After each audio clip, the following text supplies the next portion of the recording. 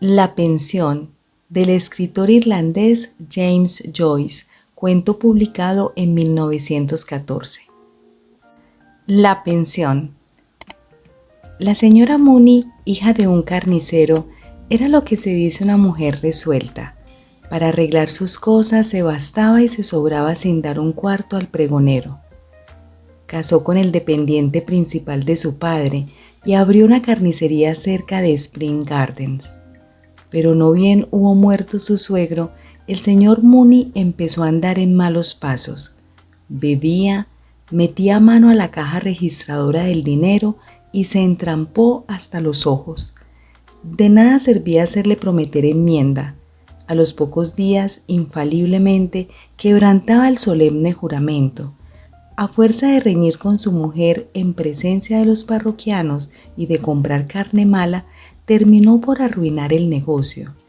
Una noche persiguió a su mujer con la cuchilla y ella tuvo que dormir en casa de un vecino. Desde entonces vivieron separados. La mujer acudió al cura y obtuvo una separación en regla con cargo de los hijos. No daba dinero al marido, ni alimento, ni morada, y así el hombre se vio obligado a entrar como oficial de justicia. Era un borrachín, astroso, encorvado, de cara blanca y bigote blanco y blancas cejas dibujadas sobre sus ojillos surcados de venas rojizas, ribeteados y tiernos, y se pasaba todo el santo día sentado en el cuarto del alguacil en espera de que le encomendaran algún servicio. La señora Mooney, que se había llevado el dinero remanente tras la liquidación de la carnicería, instalando con ello una pensión en Harwood Street, era una mujer grande e imponente. Su casa albergaba una población flotante compuesta de turistas de Liverpool y de la isla de Man, y de vez en cuando artistas de vodevil. Su clientela con residencia fija se componía de empleados de oficinas y del comercio. La señora Mooney gobernaba la pensión con diplomacia y mano firme. Sabía cuándo procedía a dar crédito, actuar con severidad o hacer la vista gorda. Los residentes mozos, cuando hablaban de ella, la llamaban todos la patrona. Los jóvenes pupilos de la señora Mooney pagaban 15 chelines semanales por la pensión completa, cerveza en las comidas aparte. Eran todos de los mismos gustos y ocupaciones, y por esta razón reinaba entre ellos franca camaradería. Discutían entre sí las probabilidades de sus caballos favoritos. Jack Mooney, el hijo de la patrona, empleado con un agente comercial en Fleet Street, tenía reputación de ser un tipo difícil. Era aficionado a soltar obscenidades de cuartel y por lo general llegaba a casa de madrugada. Cuando veía a sus amigos siempre tenía alguna diablura que contarles y siempre estaba seguro de hallarse sobre la pista de algo bueno, un caballo o un artista con posibilidades. También el voceo se le daba de maravilla y las canciones cómicas. Las noches de los domingos solía haber reunión en la sala principal de la señora Mooney. Los artistas de vodevil participaban con gusto y Sheridan tocaba valses y polcas e improvisaba acompañamientos. También solía cantar Polly Mooney, la hija de la señora. Polly era una muchachita delgada de 19 años, tenía el pelo rubio, delicado y suave, y una boca pequeña y rotunda. Sus ojos, grises con un tornasol verde, tenían el hábito de echar miraditas hacia arriba cuando hablaba con alguien, lo cual le daba el aspecto de una pequeña Madonna perversa. La señora Mooney colocó en principio a su hija en la oficina de un tratante en granos, de mecanógrafa, mas como cierto oficial de justicia de pésima reputación diera en presentarse en el despacho un día sí y otro no, rogando le permitieran hablar una palabra con su hija, la madre volvió a llevársela a casa y la puso a trabajar en las faenas domésticas. Como Polly era muy alegre y pispireta, la intención era darle el gobierno de los pupilos jóvenes. Además, a los mozos les gustaba sentir que ande una hembra moza no muy lejos. Polly, como es natural, flirteaba con los mancebos, pero la señora Mooney, juez perspicaz, Sabía que los tales mancebos se lo tomaban solo como pasatiempo, ninguno de ellos iba en serio. Así continuaron las cosas mucho tiempo, y la señora Mooney empezaba a pensar en mandar a Polly otra vez de mecanógrafa cuando observó que entre su hija y uno de los jóvenes había algo. Vigiló a la pareja y no dijo: «Esta boca es mía». Polly sabía que la vigilaban. Sin embargo, el persistente silencio de su madre no podía interpretarse erróneamente. No había existido complicidad manifiesta entre la madre y la hija, connivencia de ninguna clase, pero aunque los huéspedes empezaban a hablar del asunto, la señora Mooney continuaba sin intervenir. Polly empezó a volverse un poco rara en su comportamiento y el joven evidentemente andaba desazonado. Por fin, cuando estimó que era el momento oportuno, la señora Mooney intervino. Contendió con los problemas morales como cuchilla con la carne, y en aquel caso concreto había tomado ya su decisión. Era una luminosa mañana de principios de verano, prometedora de calor, mas con un soplo de brisa fresca. Todas las ventanas de la pensión estaban abiertas y las cortinas de encaje se inflaban suavemente hacia la calle bajo las vidrieras levantadas. Era domingo. El campanario de San Jorge repicaba sin cesar y los fieles solos o en grupos cruzaban la pequeña glorieta que se extiende ante la iglesia, dejando ver de intento su propósito en el pío recogimiento con que iban no menos que en los libritos que llevaban en sus manos enguantadas. En la pensión habían terminado de desayunar y aún estaban los platos en la mesa con amarillas rebañaduras de huevo, piltrafas y cortezas de tocino. La señora Mooney, sentada en el sillón de mimbre, vigilaba a la criada Mary, que estaba retirando las cosas del desayuno. Le mandó recoger las cortezas y mendrugos de pan que servirían para hacer el budín del martes. Una vez despejada la mesa, recogidos los mendrugos, guardados bajo llave y candado el azúcar y la mantequilla, la dueña de la pensión se puso a reconstruir la entrevista que había tenido con Polly la noche de la víspera. Todo era en efecto como ella sospechaba. Se había mostrado franca en sus preguntas y Polly no lo había sido menos en sus respuestas.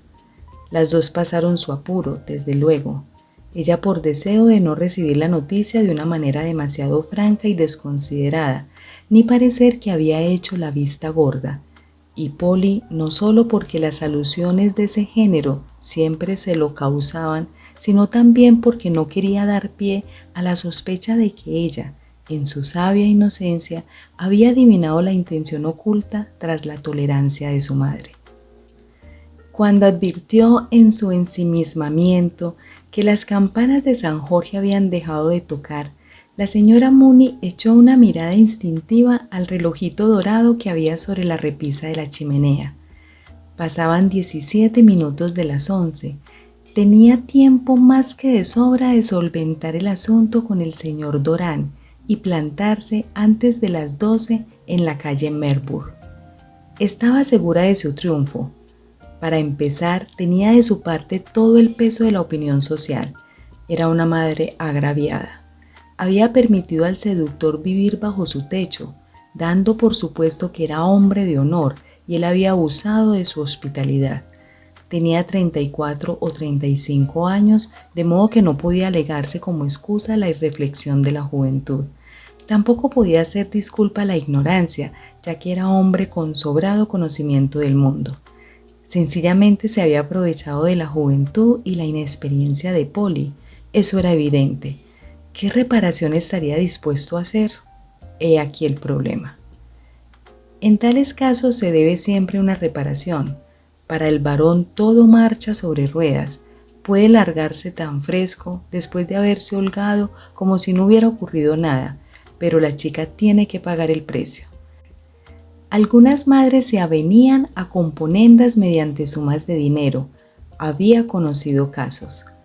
Pero ella no haría tal cosa. Para ella, por la pérdida de la honra de su hija, solo cabía una reparación. el matrimonio. Repasó de nuevo todas sus cartas antes de enviar a Mary arriba, al cuarto del señor Doran, a decir que deseaba hablar con él. Estaba segura de su triunfo. Él era un joven serio, no un libertino ni un escandaloso como los otros. Si se hubiera tratado del señor Sheridan o del señor Mead o de Bantam Limes, su tarea habría sido mucho más ardua. No creía ella que Doran arrostrase la divulgación del caso. Todos los huéspedes de la pensión sabían algo del asunto, algunos hasta habían inventado pormenores. Además, llevaba 13 años empleado en la oficina de un comerciante en vinos, católico 100%, y la divulgación tal vez significara para él la pérdida del empleo. Mientras que si se avenía a razones, todo podría ser para bien. Sabía ella que el galán cobraba un buen sueldo y por otra parte sospechaba que debía de tener un buen pico ahorrado. Casi la media hora. Se levantó y se miró en el espejo de luna. La expresión resuelta de su rostro grande y rubicundo la satisfizo, y pensó en algunas madres conocidas suyas incapaces de quitarse a sus hijas de encima. El señor Doran estaba en realidad muy nervioso aquel domingo por la mañana. Había intentado por 2 veces afeitarse, pero tenía el pulso tan inseguro que se vio obligado a desistir. Una barba rojiza de 3 días orlaba sus mandíbulas y cada 2 o 3 minutos se le empañaban los lentes, de suerte que tenía que quitárselos y limpiarlos con el pañuelo. El recuerdo de su confesión de la pasada noche le causaba profunda congoja. El cura le había sonsacado hasta el último detalle ridículo del asunto y al final había exagerado tanto su pecado que casi daba gracias que se le concediera un respiradero, una posibilidad de reparación. El daño estaba hecho. ¿Qué podría hacer él ahora si no casarse con la chica o huir de la ciudad? No iba a tener la desfachatez de negar su culpa. Era seguro que se hablaría del caso y sin duda alguna llegaría a oídos de su patrón. Dublín es una ciudad tan pequeña, todo el mundo está informado de los asuntos de los demás. En su excitada imaginación oyó al viejo señor Leonard que con su bronca voz ordenaba: «Que venga el señor Doran, por favor», y solo de pensarlo le dio un vuelco tan grande el corazón que casi se le sale por la boca. Todos sus largos años de servicio para nada, sus trabajos y afanes malogrados. De joven la había corrido en grande, por supuesto. Había blasonado de librepensador y negado la existencia de Dios en las tabernas ante sus compañeros. Mas todo eso pertenecía al pasado. Había concluido totalmente, o casi totalmente.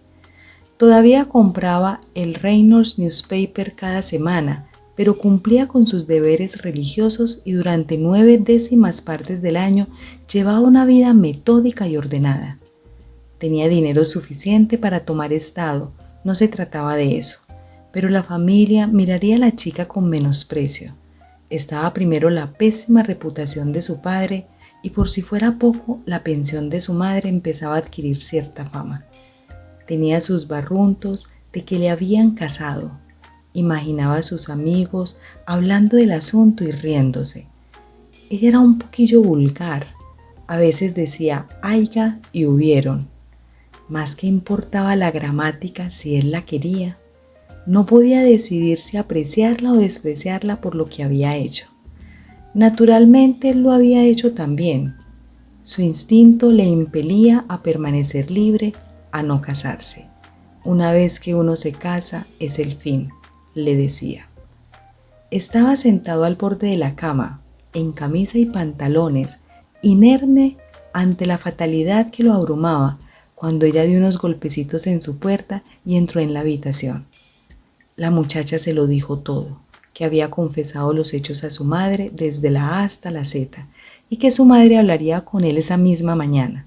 Rompió a llorar y le echó los brazos al cuello diciendo: «Oh, Bob, Bob, ¿qué voy a hacer? ¿Qué voy a hacer?» Terminaría de una vez con su existencia, dijo. Él la consoló débilmente, diciéndole que no llorara, que todo se arreglaría, que no había que temer. Sintió la agitación del pecho femenino contra su camisa. No fue del todo culpa suya que el hecho sucediera. Recordaba con la singular y paciente memoria del soltero los primeros roces fortuitos de su vestido, su aliento, sus dedos que habían sido como caricias para él. Luego, una noche, ya avanzada la hora, cuando se desvestía para acostarse, la joven dio unos tímidos golpecitos a su puerta. Quería encender su vela en la de él, pues una corriente de aire se la había apagado. Se había bañado esa noche y llevaba un peinador suelto y abierto de franela estampada. Su blanco empeine relucía en la abertura de sus zapatillas de piel y bajo su epidermis perfumada bullía cálida la sangre. También de sus manos y de sus muñecas, mientras se encendía la vela, se desprendía un delicado aroma. Cuando volvía tarde por las noches, era ella quien le calentaba la cena. Apenas si se daba cuenta de lo que comía, sintiéndola tan cerca, a solas y de noche, mientras todos dormían. Y lo solícita que se mostraba. Si la noche era fría o húmeda o borrascosa, sin dudas habría allí un vasito de ponche preparado para él. Tal vez pudieran ser felices juntos. Solían subir la escalera de puntillas, cada cual con una vela, y en el tercer rellano se daban muy a disgusto las buenas noches. Tomaron la costumbre de besarse. Recordaba bien sus ojos, el contacto de su mano, el delirio en que aquello terminó por precipitarlo. Pero el delirio pasa. Se hizo eco ahora de la frase de ella. ¿Qué voy a hacer? Su instinto de célibe le advertía que no se comprometiese, pero el pecado allí estaba. Su propio sentido del honor le decía que por tal pecado debía efectuarse una reparación. Sentado así con ella en el borde de la cama, apareció Mari en la puerta y dijo que la patrona quería verlo en la sala. Se levantó para ponerse el chaleco y la chaqueta, más desamparado que nunca. Una vez vestido, se acercó a ella para consolarla. Todo se arreglaría, no había que temer. La dejó llorando en la cama y gimiendo débilmente. ¡Oh, Dios mío! Cuando bajaba por la escalera, se le empañaron de tal forma los lentes que tuvo que quitárselos y limpiarlos. Hubiera querido salir por el tejado y volar lejos a otro país donde jamás volviera a saber nada de aquel lío, y sin embargo una fuerza lo empujaba escalera abajo, peldaño por peldaño. Las caras implacables de su patrón y de la señora parecían mirarlo inquisitivas en su frustración y desconcierto. En el último tramo de escalera se cruzó con Jack Mooney, que subía de la despensa con 2 botellas de cerveza amorosamente abrazadas. Se saludaron con frialdad y los ojos del galán se detuvieron un par de segundos en una recia fisonomía de perro de presa y 2 brazos cortos y vigorosos. Al llegar al pie de la escalera, echó una furtiva ojeada hacia arriba y vio a Jack mirándolo desde la puerta del recibimiento. Entonces recordó la noche en que uno de los artistas de vodevil, cierto rubio londinense, hizo una alusión a Polly bastante desenfadada. La reunión casi terminó de mala manera debido a la violenta reacción de Jack. Todos se extremaron por aplacarle. El artista de vodevil, un poco más pálido que de costumbre, no hacía más que sonreír y repetir que no lo había dicho con mala intención. Pero Jack no hacía más que gritarle que si cualquier individuo intentaba llevar adelante tales devaneos con su hermana, por su alma que le iba a hacer tragarse las muelas, como lo estaban oyendo. Polly continuó un rato sentada en el borde de la cama, llorando. Luego se enjugó los ojos y se acercó al espejo. Mojó la punta de la toalla en el jarro del lavabo y se refrescó los ojos con el agua fría. Se miró en el espejo de perfil y se ajustó una horquilla en el pelo por encima de la oreja. Luego volvió a la cama y se sentó a los pies. Miró un largo rato las almohadas y esta contemplación suscitó en su ánimo secretos y dulces recuerdos. Apoyó la nuca en el frío barandal metálico de la cama y se abandonó a sus ensueños. Toda perturbación visible había desaparecido de su rostro. Siguió esperando paciente, casi alegremente, sin sobresalto, dejando que sus recuerdos dieran paso poco a poco a esperanzas y visiones del futuro. Tan intrincadas eran estas esperanzas y visiones que ya no veía las almohadas blancas donde tenía fija la mirada ni recordaba que estaba esperando algo. Por fin oyó a su madre que la llamaba. Se puso de pie automáticamente y corrió al pasamanos de la escalera. «Polly, Polly, aquí estoy, mamá.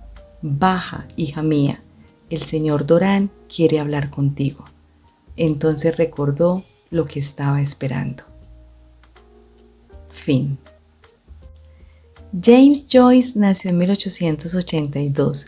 Fue un escritor irlandés en lengua inglesa, mundialmente reconocido como uno de los más importantes e influyentes del siglo XX, junto con el francés Marcel Proust, el checo Franz Kafka y el estadounidense William Faulkner.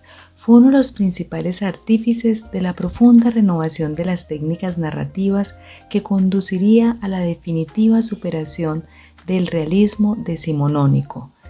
En 1902 se instaló en París con la intención de estudiar literatura, pero en 1903 regresó a Irlanda, donde se dedicó a la enseñanza. Su primer libro, el volumen de poemas Música de cámara, apareció en 1907. En 1914 publicó una serie de 15 relatos cortos dedicados a la gente de Dublín, llamado Dublineses. Durante la Primera Guerra Mundial vivió pobremente junto a su mujer y sus 2 hijos en Zúrich y Locarno. La novela semiautobiográfica Retrato del artista adolescente, de sentido profundamente irónico, que empezó a publicarse en 1914 y apareció 2 años después en forma de libro en Nueva York, lo dio a conocer a un público mucho más amplio.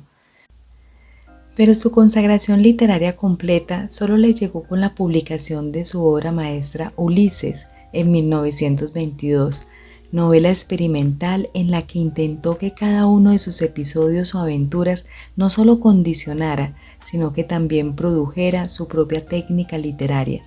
Así, al lado del flujo de conciencia, técnica que había usado ya en su novela anterior, se encuentran capítulos escritos al modo periodístico o incluso imitando los catecismos. Inversión irónica de la Odisea de Homero. La novela explora meticulosamente 24 horas en la vida del protagonista, durante las cuales éste intenta no volver a casa porque sabe que su mujer le está siendo infiel. En 1939 publicó Finnegan's Wake. En ella, la tradicional aspiración literaria al estilo propio es llevada al extremo y con ello al absurdo, pues el lenguaje deriva experimentalmente desde el inglés hacia un idioma propio del texto y de Joyce. Para su composición, el autor amalgamó elementos de hasta 60 idiomas diferentes, vocablos insólitos y formas sintácticas completamente nuevas. Durante la Segunda Guerra Mundial se trasladó de nuevo a Zúrich, donde murió ya casi completamente ciego. Aunque pasó la mayor parte de su vida adulta fuera de Irlanda, el universo literario de este autor se encuentra fuertemente enraizado en su nativa Dublín, la ciudad que provee a sus obras de los escenarios, ambientes, personajes y demás materia narrativa. Joyce es conocido por su atención minuciosa a un escenario muy delimitado y por su prolongado y autoimpuesto exilio, pero también por su enorme influencia en todo el mundo. Por ello, pese a su regionalismo, paradójicamente llegó a ser uno de los escritores más cosmopolitas de su tiempo. Sus innovaciones narrativas, entre ellas el uso excepcional del flujo de conciencia, así como la exquisita técnica mediante la que desintegra el lenguaje convencional y lo dobla con otro, completamente personal, simbólico e íntimo a la vez, y la dimensión irónica y profundamente humana que sin embargo recorre toda su obra, lo convierten en uno de los novelistas más influyentes y renovadores del siglo XX. James Joyce murió en Zúrich, Suiza, en 1941. Gracias por escuchar. Narradores: Marilena Gil y Fernando Gutiérrez. Libromante es un proyecto enfocado en la difusión de obras literarias. Suscríbete y siempre recibirás nuestro contenido. deja un like y esto nos ayuda a llegar a más personas. Muchas gracias.